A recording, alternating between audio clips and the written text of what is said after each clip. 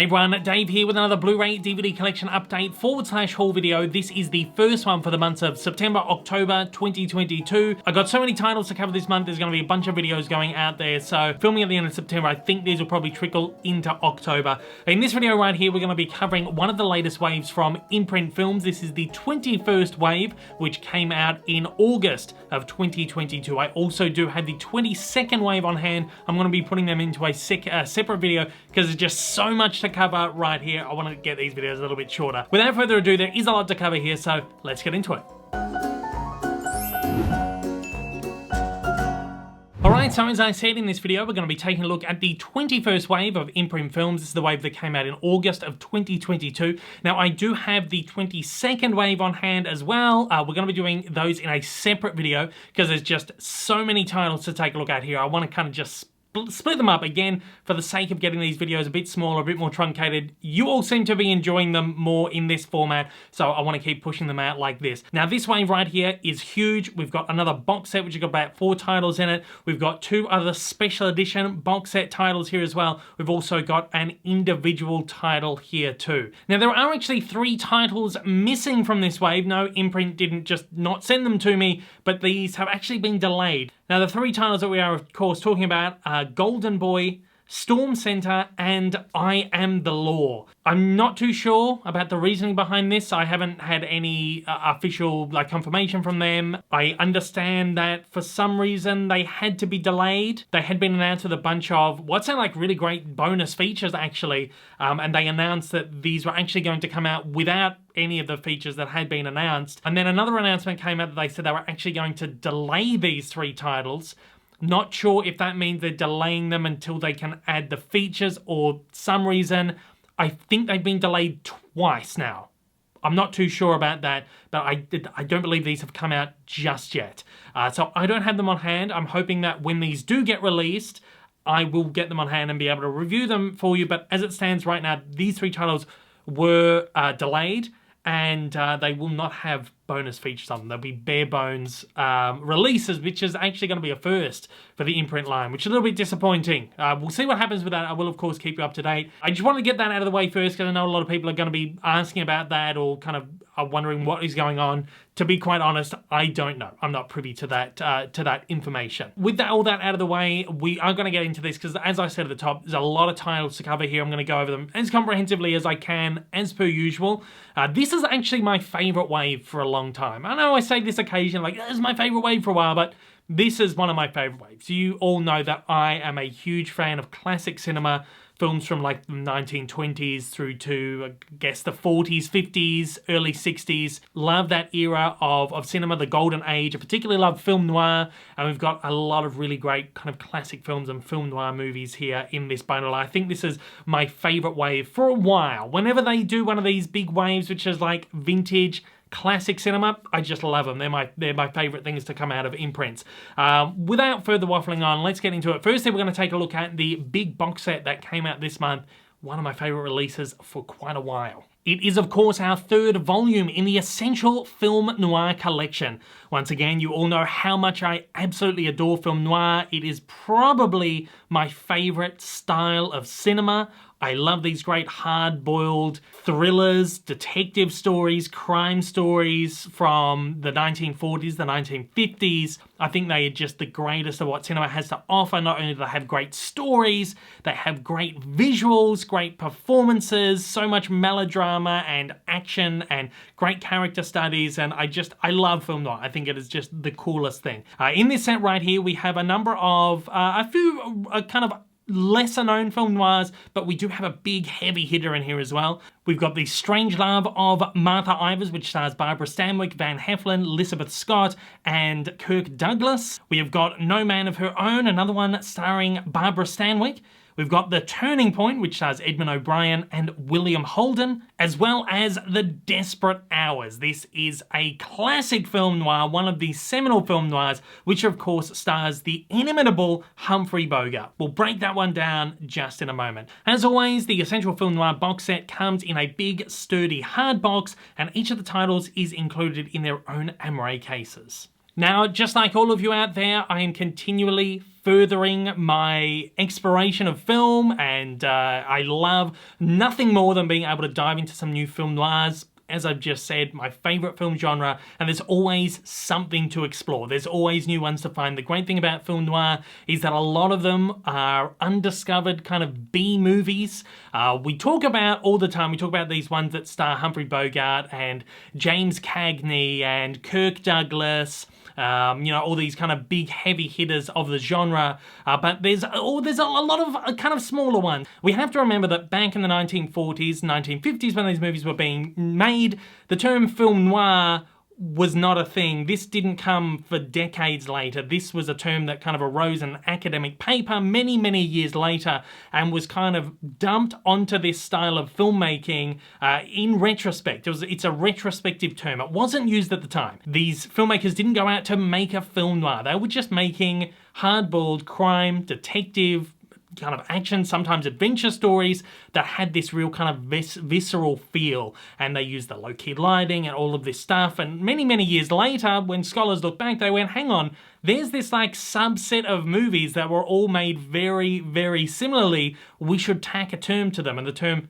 film noir, which means dark film or black film in French, it got applied to these films. Most of film noirs are B movies. So there are literal hundreds and hundreds, if not thousands, of films that we could consider film noir. Most of them fly under the radar all the time because they were B movies. They were movies that were just not widely seen by the masses. You know, they were tacked on to, you know, they were potentially tacked on to like a bigger feature, like an A feature. Like might think of something like The Maltese Falcon or Casablanca or something like that, they'd get tacked on as the B movie. Sometimes audiences wouldn't stay for the B movie, or, you know, the B movie wouldn't always get as wide a play as the A movie, the feature film. So a lot of these movies kind of weren't widely seen and went forgotten over the years as the A movies, the feature movies, lived on as kind of classics. That's kind of one of my favorite things about film noirs, and it's my favorite thing about these imprint box sets, these essential film noir box sets, is that I get to discover a lot of film noirs that I had never seen, and in some cases there are a lot that star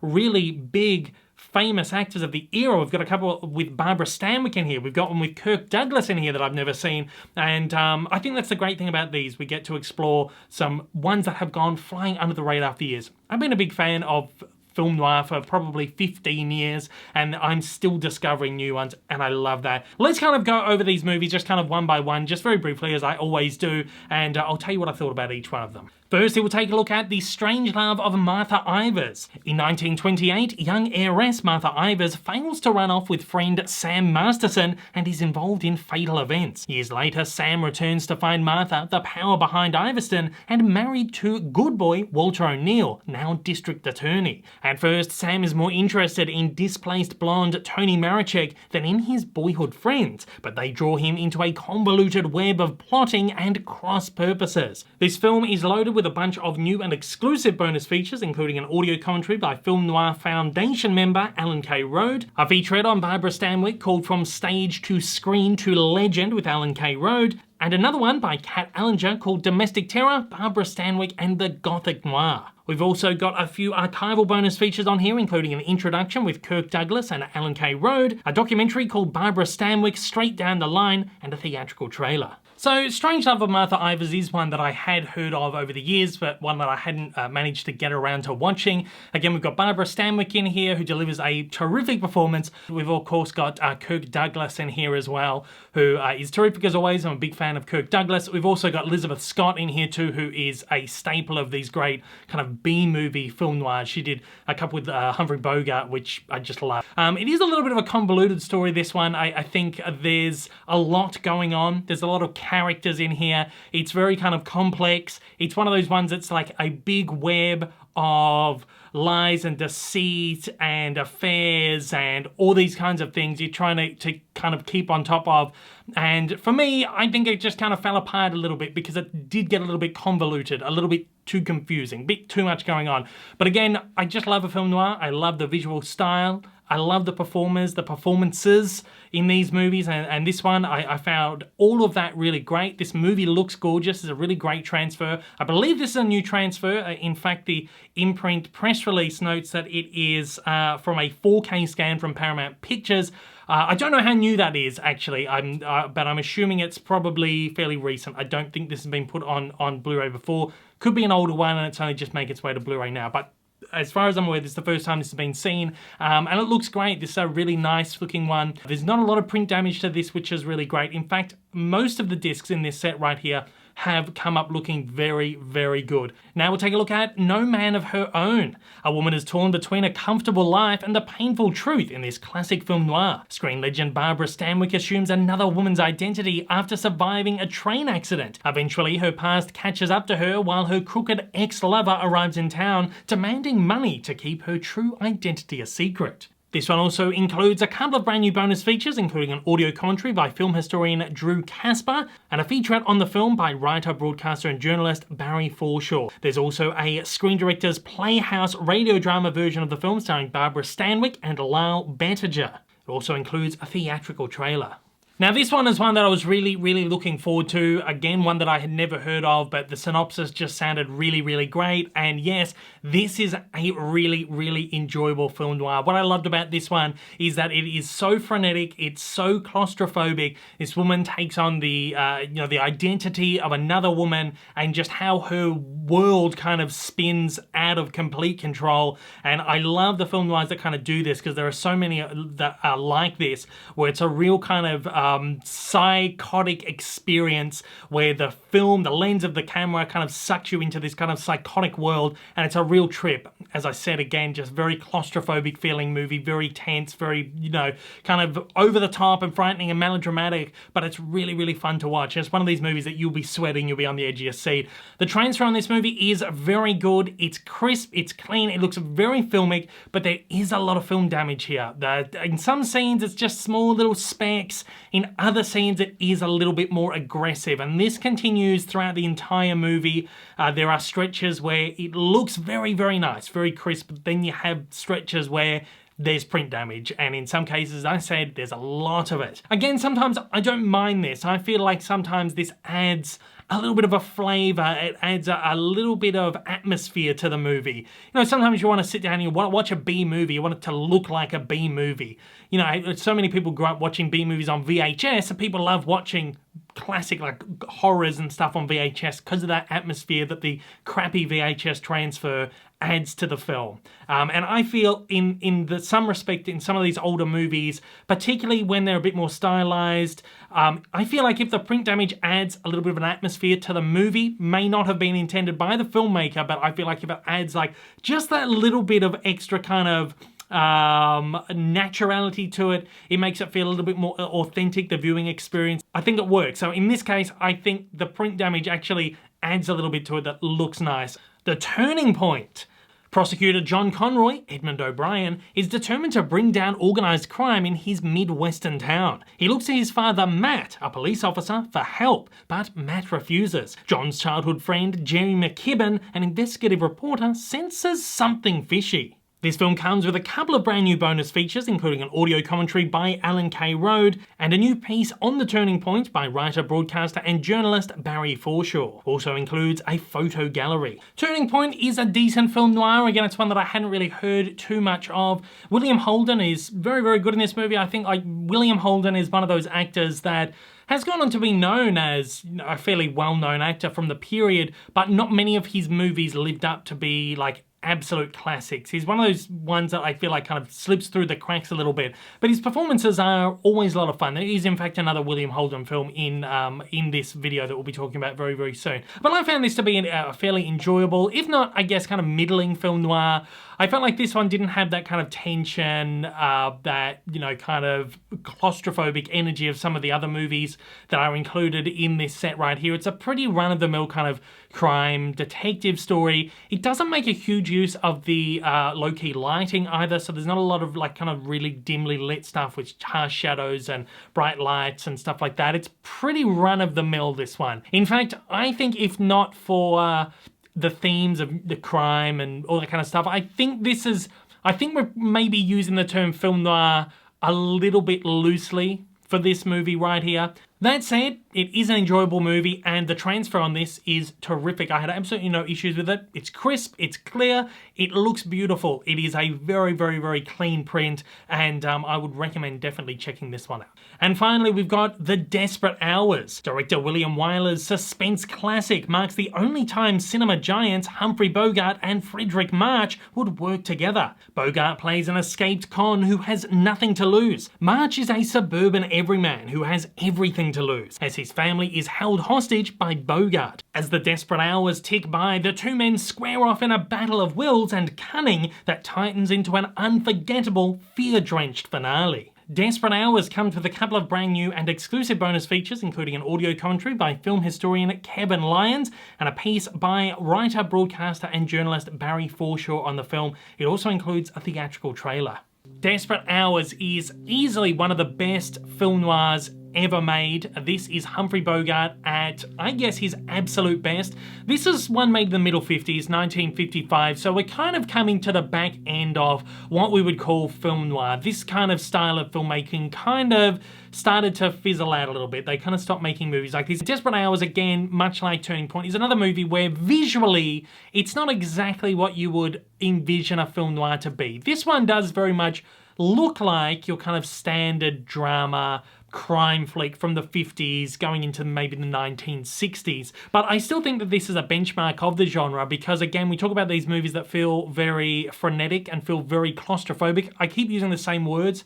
I apologize at the risk of sounding like a record player, but I feel like these are the words you've got to use for some of these films. And this movie is so claustrophobic, especially because it's mostly set in one location.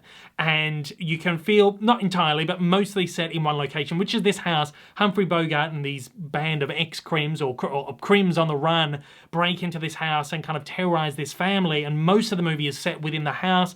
It's kind of pot boiler of tensions and human energy. And I think it just is, again, one of the most claustrophobic and most heightened film noirs ever. Humphrey Bogart delivers a terrific performance in this movie, and again his performance off of Frederick March is terrific. These two powerhouses of vintage cinema going at it and clashing on the screen is great. There's so much great character work in here. The drama is high tension. I think everything about this movie is terrific. This has been one of my favorite Bogart movies, one of my favorite film noirs for a long time. I'm very, very happy to finally have it on Blu-ray. I've watched this over and over again on a very, very old DVD master, which looks very crummy. So I'm very happy to have it in HD now. And this cleans up very, very good. It's not the best HD transfer you've ever seen, but there's no print damage here. It does look very clean. It's not as crisp as one might hope, but it looks good, it looks serviceable, and I'm just really happy to have this movie in HD. All the movies in here are definitely worth watching.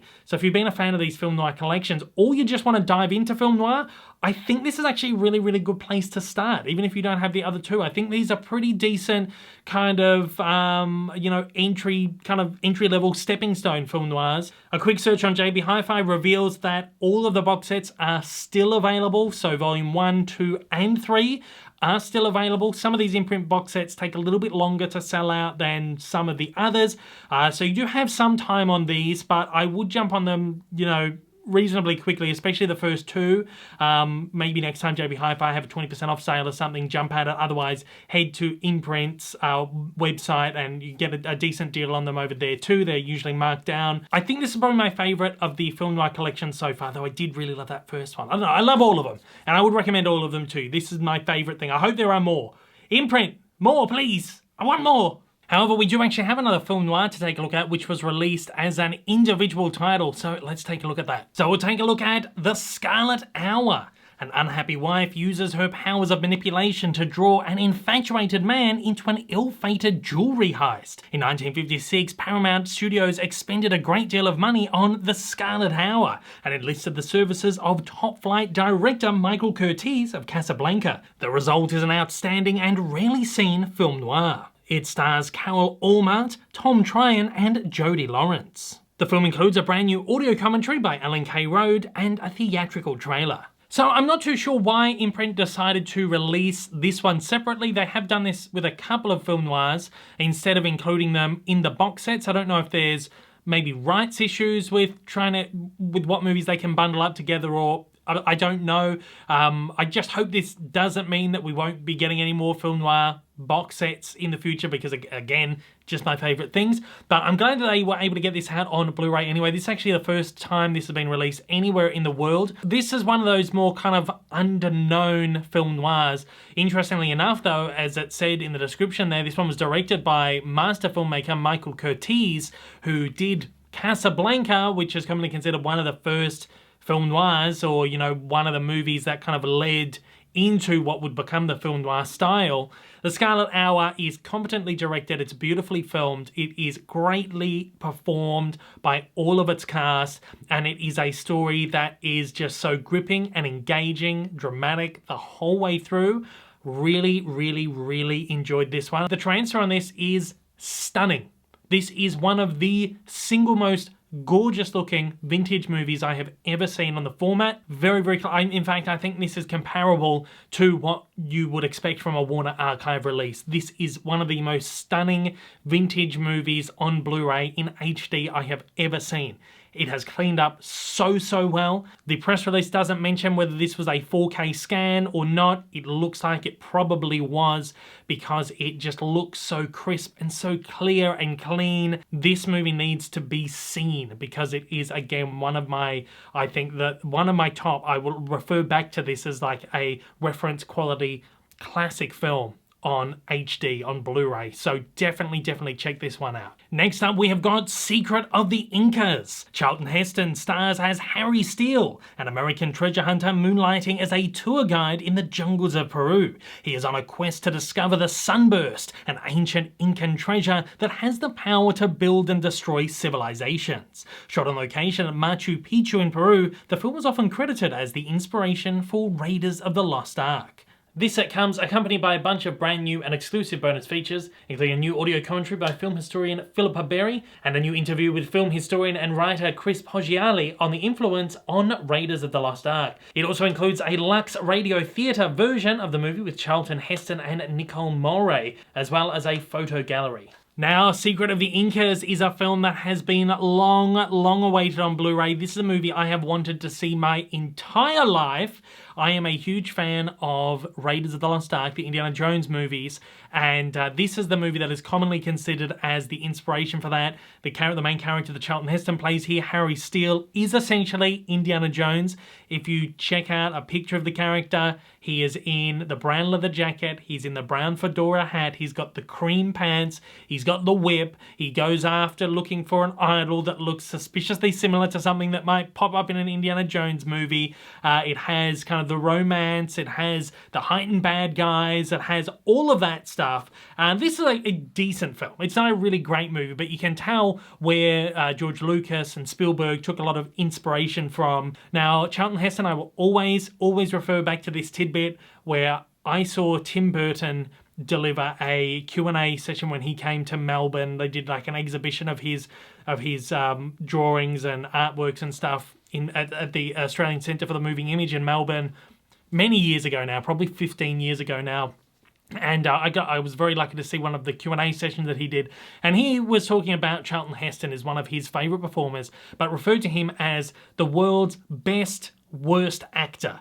Now, this guy is a really bad actor, but he is so good to watch. He is the best of the bunch. He is the best of the worst actors, because he's just so, there's something so charismatic and charming, and something that really draws you into a Charlton Heston performance, even though he's really bad. And it's beyond melodrama. It is just, this guy was not a very good actor, but his movies are so good. And I think this is one of kind of the best examples of a great bad Heston performance. I thought this was really good. And the movie was fun, and it's, you know, it is a schlocky kind of B adventure movie from the 1950s, the middle 50s. Unfortunately, the transfer on this is not up to snuff. This is another really, I'm going to say, awful transfer that has been put out by Imprint. The press release notes that this is a 1080p high definition presentation by Paramount Pictures. So the studio, as with pretty much all of Imprint's releases, the studio handled the transfer of this. It doesn't look good. It does not look good. There is so much film grain in some of the scenes that it is distracting. I like a good balanced film grain, but sometimes it just comes off in this movie like noise, like really bad noise. Other parts of the movie look like they've been scrubbed to death, like DNR'd to absolute death. They look very waxy and just unnatural. Other parts of the movie, there's a lot of print damage. There's like scratches, there's hairs, there's all this stuff. Color balancing is off a little bit. In some sequences, the movie looks very green. It almost looks very red. It almost looks like what you would imagine a two-strip Technicolor film from the early 1920s, late 1920s to look. A lot of it looks almost like double layered, like almost 3D. You know when you take your 3D glasses off and it's like, it almost looks like that blue and red 3D that they used to do where the image kind of doubles up a little bit. There's weird kind of haloing and edging on the characters and stuff. This is just a really bad, in almost every possible way, this is a terrible transfer, which really sucks because the movie is terrific. The movie is so much fun, and it's one that I would recommend to get in your collection based on the film itself. But again, we are faced with this situation where Imprint have released a really inferior transfer under a premium banner and slapped a premium price on it. And I say this many times, and I feel like Imprint's team needs to look at the transfers they're releasing under Imprint. The film is totally deserving of being in this banner, but this transfer is not up to the standards of a premium label. Maybe include it as a bonus feature. They put a couple of Charlton Heston kind of adventure films out on Blu-ray. Add it to a double feature, or just release it as like a standard $15 Blu-ray. That is so much better than like a $40 disc at regular price for what is a really subpar transfer of a great film, really great film. I don't know. It's a hard one to recommend because on one hand I want to recommend it for the movie, on the other hand I just like, the transfer is terrible. I don't know if we'll ever see a transfer that looks better than this. I feel like if this has been handled by the studio, I don't know how old the master is. That is another thing. Again, if they went back and they did like a full 4K rescan and everything, this would probably hold up looking very good. But again, I don't know what the original print elements of this one are like. But anyway, it's a nice little package. The slipcover is really nice. The artwork on it is very good. Just a transfer lets it down. Next up, we have got the first of two oversized box sets. This one is for the beautiful film On the Beach. If you never see another motion picture in your life, you must see On the Beach. This one professed on its posters and its trailer. The war is over. Nobody won. Only the inhabitants of Australia and the men of the US submarine Sawfish have escaped the nuclear destruction and radiation. Captain Dwight Towers, played by Gregory Peck, takes the Sawfish on a mission to see if an approaching radiation cloud has weakened, but returns with grim news. The cloud is lethal. With the days and hours dwindling, each person confronts the grim situation in his or her own way. The final chapter of human history is coming to a close. The film also stars Gregory Peck, Ava Gardner, Fred Astaire, Anthony Perkins, and Donna Anderson. This edition comes in a limited 2-disc hardbox edition with unique artwork, a photo booklet with terrific stills, images, posters from the movie, and also includes Lawrence Johnson's feature documentary Fallout. As usual, it's limited to 1,000 copies. In addition to the feature documentary, it also includes a new audio commentary by film scholar Adrian Martin, newly discovered outtakes, location footage, and costume tests, a piece with Kim Newman on apocalypse cinema, a new video essay by Kat Allinger called No Safety Nets, Human Horror on the Beach, and another one by costume historian Alyssa Rose called Clothes to Die For on the Beach, Costumes of Ava Gardner. We've also got some archival bonus here, including an audio commentary written by On the Beach expert Dr. Philip Davey, read by actor Douglas Hansel, an audio interview by Lawrence Johnson with Gregory Peck from 1997, 8mm amateur film capturing location footage from 1959, photo galleries, a theatrical trailer, and original radio spots. This one is absolutely loaded. On the Beach, if you have been a long-time viewer of my videos, you will know that this is one of my favourite classic films ever. Made in 1959, this is one of very few examples, if not the only example, of Hollywood coming to Australia in the golden age of cinema. I guess we're sort of just coming out of the golden age of cinema, but this is the first like major example of a major Hollywood motion picture coming to the shores of Australia. Even better is that this was filmed in my gorgeous city of Melbourne, and it is so wonderful to see a movie shot in my beautiful city 60 odd years ago. There are so many places that they go in this that are recognizable. The city streets that I walk, the beautiful Flinders Street station can be seen in the movie, the beaches that I have frequented my whole life, and even oddly, parts of this movie were filmed at a hospital which is in a part of Melbourne where I actually used to work. The hospital is actually still there, but the hospital used to be much bigger in the 50s and 60s, and I think half of the hospital got removed and became an industrial area. I was working as an assistant photographer for a while. There's a photographic studio on that location now. So there are parts of this movie that literally shot where I used to work. And when I first watched this movie, I was working there, and it just blew my mind to be like, holy shit! This is like literally filmed where I work, out of all the places. It's a really random place to be filming, but it was one of the biggest, I guess, hospitals in Melbourne at the time. So I don't know if it's like that kind of Australian connection to this that really draws me to this movie or whatever, but it is a really, really great movie. It's a very dramatic film with great performances from Gregory Peck and Ava Gardner, Anthony Perkins, and Fred Astaire. This was his first like dramatic role. This is the first time he was offered a dramatic role like this, not a light and bubbly kind of musical kind of thing. This is his, and he's really in his prime at this stage, and he's getting, he's getting a little bit older here, and his dramatic chops are so fantastic. I really wish he'd had the chance to do more kind of dramatic performances like this. It is a very slow burn, so I do understand that a lot of people, it's probably not their cup of tea, and scarily enough, right now, where we're going through almost what feels like another kind of arms crisis, that seems to happen kind of maybe every 30 or 40 years. This movie right now feels eerily kind of relevant.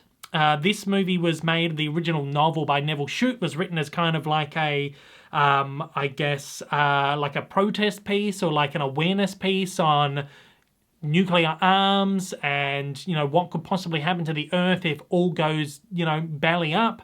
And I feel like this movie just really feels really so creepily, eerily relevant right now, particularly upon rewatch. And it just really strikes a chord with me. I love this movie, I adore it, and I will watch this over and over and over again. This is the third time I've owned this on Blu-ray. Has previously been released. I think the American edition was released under Kino Law, but I could be wrong. So off the top of my head, I own that. I also own the UK edition, which came out from Signal 1, and now Imprint has got this gorgeous box set. This is the best version out there with the booklet and the big hard box and all that. It also looks beautiful too, I should say. This is the same transfer, I believe, that's been used over all of the editions so far. It's not a brand new transfer, but it looks very, very, very nice. A very good looking HD transfer. The documentary that's included with it, Fallout, it mostly focuses on the works of Neville Shute, again, the author of the original novel. Focuses on the novel a little bit, what he kind of went through to write the book, his inspirations for it, and all that kind of stuff, and then also covers the production of the movie, and again how it was so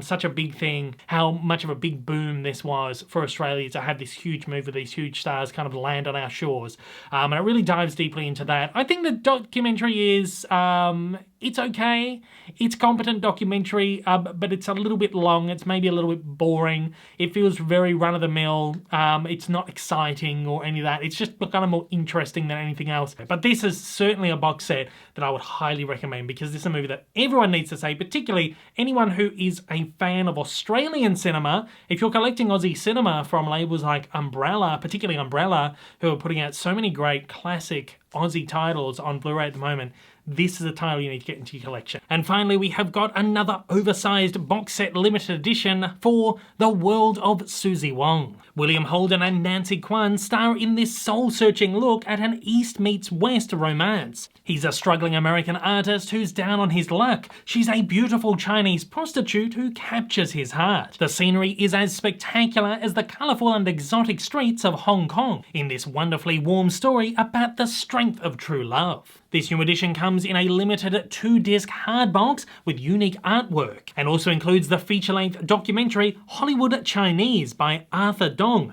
on the Chinese influence on Hollywood. Other bonus features include a new audio commentary by film historians Lee Pfeiffer and Paul Scrabo, a new video essay by fashion historian Alyssa Rose, Kaleidoscope of Colours, The Fashion of Suzie Wong, and Brian Jameson's feature documentary on the life of Nancy Kwan, To Whom It May Concern, Kashen's Journey. It also includes a theatrical trailer. So this is another really important film in cinema. This is really one of the first movies that tried to make major leaps in Asian representation in Hollywood cinema. Prior to this moment, I mean, this is 1960, it's something that we're still struggling with today, representation in cinema. We know that, and we've made even bigger strides more recently. The landscape of cinema has changed drastically in the last, I guess 5 or 6 years even. But this is something that we have been struggling with for like 60 years on the screen, of trying to give representation to people who were not given good representation in the past. Good light was never really shone on characters of Asian heritage. Now, Suzie Wong is one of the first movies, it's made in 1960, so it's something we've struggled with for 60 odd years. This is the first movie that tries to make, or at least one of the first movies that tries to make really big strides in Asian representation. And we've got Nancy Kwan. She's plucked out of essentially nowhere. This is her very first movie. She went on to do some really great movies after this as well. Flower Drum Song. She was in Lieutenant Robinson Crusoe, which is a really great old Disney flick. She was doing stuff up until I think about 2016. They kind of chose her to be kind of like the first star Asian actor of the Hollywood screen, and even her casting is a little bit questionable because she's actually mixed race. She is part Chinese and part white European. This is one of the kind of controversies that kind of arises out of this movie. The movie has its heart in a good place, but it does fall back on a lot of stereotypes, particularly something like that, where you can see in the casting of a mixed race person in this role where it really should have been a, full Chinese heritage actor in the role. You can really see that they are trying to do the good thing, but still not quite committing to it 100%, still not taking it to the furthest yard they could possibly go. And you can see in a lot of the tropes and stereotypes that are depicted throughout the film, just certain things that happen in the story, the certain ways that China is depicted and how the characters depicted and stuff like that are still very stereotypical and aren't put in like the most favorable light that the movie thinks it's doing. But that said, this is still a really wonderful movie, and you have to kind of look at it through the goggles of the time and go, well, yeah, okay, this movie did actually make some pretty big strides for the time, for 1960. Even if it didn't go the whole 10 yards, it did try to make an effort. And this is one of very few films from the era where we can pinpoint and go, okay, they made an effort to do something here. Regardless, it is a pretty enjoyable movie. Nancy Kwan is a terrific actress. Her role in this is so great. She plays this role of Suzie Wong just so beautifully. And William Holden is great here as well. I spoke about him a little bit earlier, one of the underrated ones who delivers great performance after great performance. And this, I think, is probably my favorite William Holden performance that I have seen outside of Sabrina with Audrey Hepburn and Humphrey Bogart, which is a great film as well. But he is, he's wonderful in this, and she's wonderful in this. And I just think it's a really sweet kind of movie that has its heart in the right place, but never quite nails it, never really quite lands that doesn't quite hit that landing. And again, this is complemented by the documentary Hollywood Chinese, which I think puts this movie in a really great frame. It really kind of gives a good background on the entire history of Asian representation in cinema, right from the early days where there's, really terrible representation. This is particularly talking about, in Hollywood films, how Asians were represented in Hollywood films. So it kind of touches on like the background of how poorly Asian characters, Asian actors were depicted in films, and how strides have been made in more recent years to kind of reverse that. And it's a really great documentary, goes really in depth.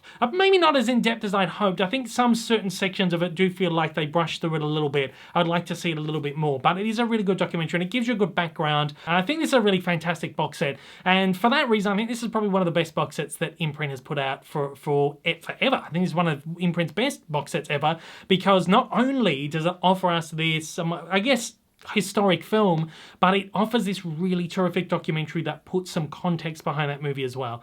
This is a great set, not only if you're a lover of films, if you're a lover of vintage Hollywood, if you're a lover of Asian cinema. You know, this isn't exactly Asian cinema, but it's one of those big moments in the history of Asian representation in Hollywood cinema particularly. But if you're just like a film fan or film historian, or someone who's really interested in kind of this kind of element of cinema, I think it's really, really, really interesting, and just a great little box set. Just puts everything in so much context, and I'd love to see more stuff like this from Imprint. You know, you get the movie, and again, the On the Beach box set did this in a way as well. You know, bundle up a movie with a documentary that, you know, it gives you a really great history on a portion of cinema that you may not have researched before. And with that, that is all of the Imprint titles from Wave 21. Of course, as I said at the top of this, I have also got Wave 22 in hand, but because this video is already bordering on like an hour in length, I did want to split this up. So I will do a second video of Imprint Wave 22. That'll be going up in the next couple of days. I'm not going to make you wait a month for that, so it's going to be very up to date. So yeah, there's going to be another Imprint video. We're also going to be covering like Umbrella and Kicks and Random Space Media, a new brand called Plumeria Pictures I'm going to be spotlighting. I've got some really great personal pickups as well coming up over the next bunch of videos, so keep your eye out. I think I'm going to be dropping about 4 or 5 videos over the next couple of weeks to make up this kind of bundle of stuff I've got going on at the moment. But thanks again for watching this one. I hope I'll see you on the next one. Take it easy, and yeah, see you then. Take care.